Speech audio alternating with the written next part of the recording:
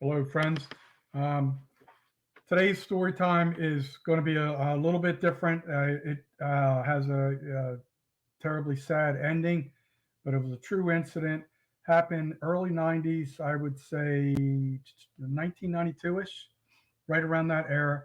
So I was working for a big arts and crafts retailer called AC Moore.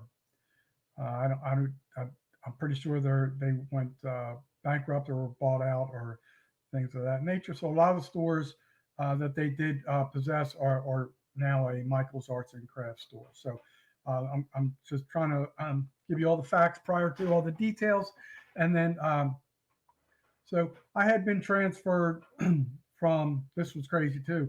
I lived block and a half from a AC Moore store in Wilmington, Delaware, and which was great. And like there was another guy who lived about a mile from me. Well, we were both working at the Broomall, Pennsylvania store, which was like over 45 minutes away. It was a long drive, and there was a lot of traffic on a road they called the Blue Route. But so I've always been very observant. Like that's, I guess you'd say, one of my only few skills in life. But I see stuff very. I'm not patting myself on the back, but very intuitive, very observant, very. Uh, I don't want to say clairvoyant, but um, I would see I would notice a lot of things people would not notice.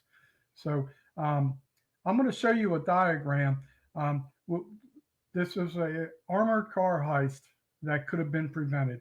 So bear with me. I'm going to I'm not an artist by any means, so please do not ridicule my artwork. But I'm trying to give you something to understand the scenario. What did transpire? So hold on one second.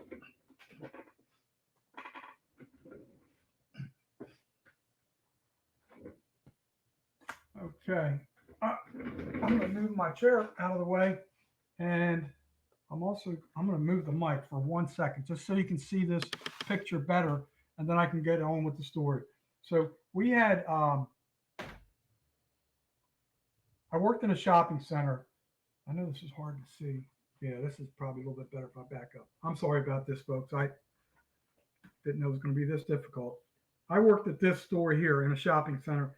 Next to it was a big department store named Bradley's. I don't know if I spelled that correctly, but that's what the name of the store was. Then there was a drugstore here. It was called Drug Emporium. And the shopping center had a very, very weird layout. It was it was recessed in the ground, basically. It was not street level. So this was Westchester Pike. This is Springfield Road. And once again, this is in Broomall, Pennsylvania. This was the entrance here. And you would go down into the shopping center. There was a tire store here. And then, so now that you understand the layout, I'm going to sit down and tell you the details. I apologize. All right. So as you saw, you would come into the shopping center, go down. It was the whole shopping center was set below street level by like 20 or 30 feet. It was really weird layout. I've never seen a shopping center like that. But so what happened was um, we used a armored car service called Brooks Armored Car Service, which was their headquarters was like a half a mile where I grew up. So then there was another big name armored car service that also would come to that shopping center, just not to our store. I think it was Brinks. I'm trying to remember, but we used Brooks Armored Car Service, and the drugstore and the Bradley's department store would use the other one, the other service. So this one day, I see these two guys walking. They were walking around the store. I don't know what it was about them, but they really caught my eye. One guy was dressed really, really well, and he didn't look like he was shopping. He looked like he was just walking around. There was another guy who was walking around who was not. He wasn't badly dressed, but he just like very casual. And so they they both happened to come out into the main aisle at the same time, but they were going in different directions.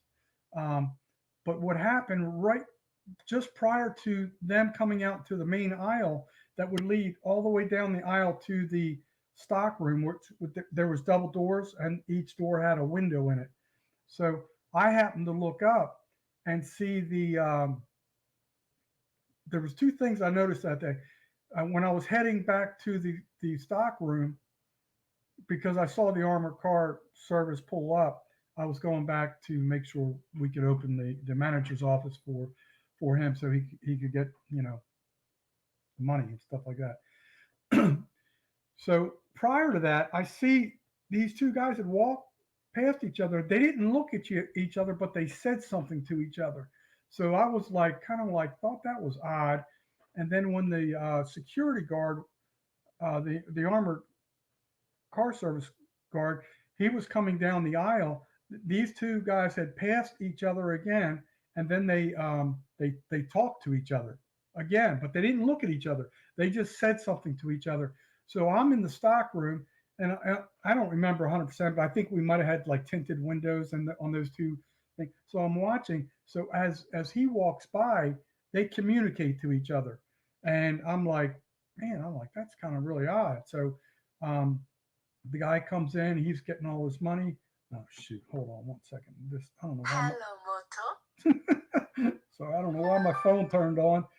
Uh, bear with me, folks.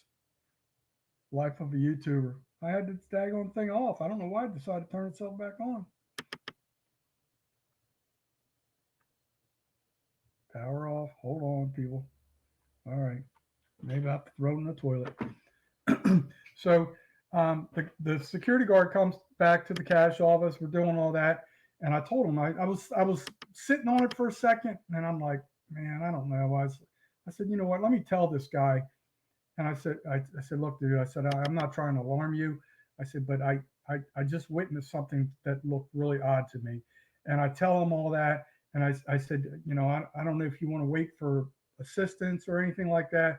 I said, but it looked really odd to me. So he makes a phone call and to his office, and then they give him the clearance to go out and exit the store. So he exits the store safely, gets in the armored car, and just takes off, goes about his way. So I'm thinking like, well, at least it didn't turn bad. And about I don't know, I want to say like 1, 2, or 3 days. It might have been 2 or 3 days later. I think it was 2 days later. What happened was the normally we were the first armored car delivery, but what happened this particular day, Brooks Armored Car, which was our service, was running late. So the other company, I think it was Brinks. Don't quote me on that. There was another famous, one of those two, but I know they didn't use Brooks Armored Car. So they go to Bradley's, they do their thing, then they go to Drug Emporium, and there proceeds to be armored car heist, weapons involved, shots fired. Two of the guards were victims. I'm trying to remember 100%. I know one passed away, and one was I may have also passed away. It was so long ago. I kind of like totally forgot about it until recently. Saw something on TV, and I was like, wow, that's a story that needs to be shared.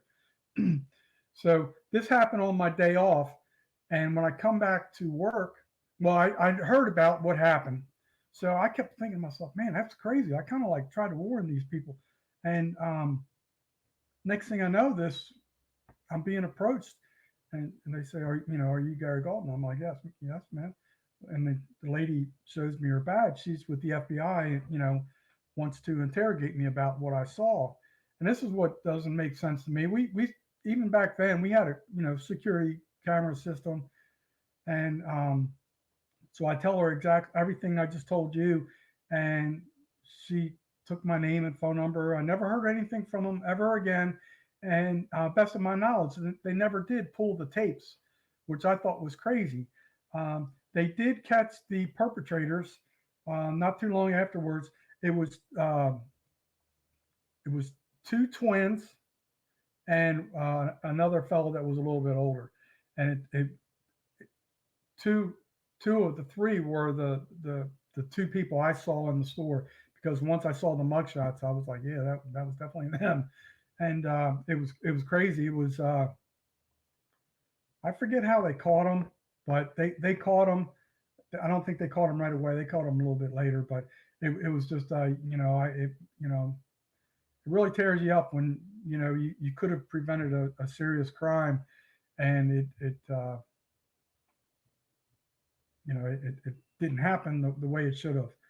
But that's all. It was weird. I just saw something and I had to react on it. I mentioned something, and I don't know why they never pulled the tapes, unless they did it on when I was off that day and they did it. But I never heard any word of that, and I just thought that was it was a worthy story time. Just another incident in my life. I never realized I had so many stories to tell, and I still have plenty to tell. But that kind of directly involved me. But I do feel bad for those people. There's when I did dispatch for the state, I was all my friends were really a lot of my trooper friends, especially Ronnie, the trooper that's deceased, was really big into officer safety. And even though I was not a trooper or an officer, I would study it as well because I knew there was a lot of knowledge to be gained. Like one example that happens all the time. You see a armor car driver. He's has his weapon on his right hip, and he's right-handed. Obviously, if he has it on his right hip, so that means that's his go-to hand. Well, these guys will carry the money bag in the hand that in a quick situation where they have to react and grab their service weapon, whatever. They're not going to be able to do that. They would have to release the bag, then so they should be carrying. There's so many little details you can learn about officer safety and survival, but they should be carrying the bag in their non-shooting hand. So I just thought I'd share that little tidbit. There's a lot of little things out there, but I'm sorry that people had to become deceased due to that incident. It felt like it could have somewhat been prevented. I don't think the first armored car agency followed up on it too well, but nothing we can do about it now, folks. I just I thank you for your time, and it kind of depresses me talking about it, but it's a real story, folks. So we'll be talking to you more in the future. Take care.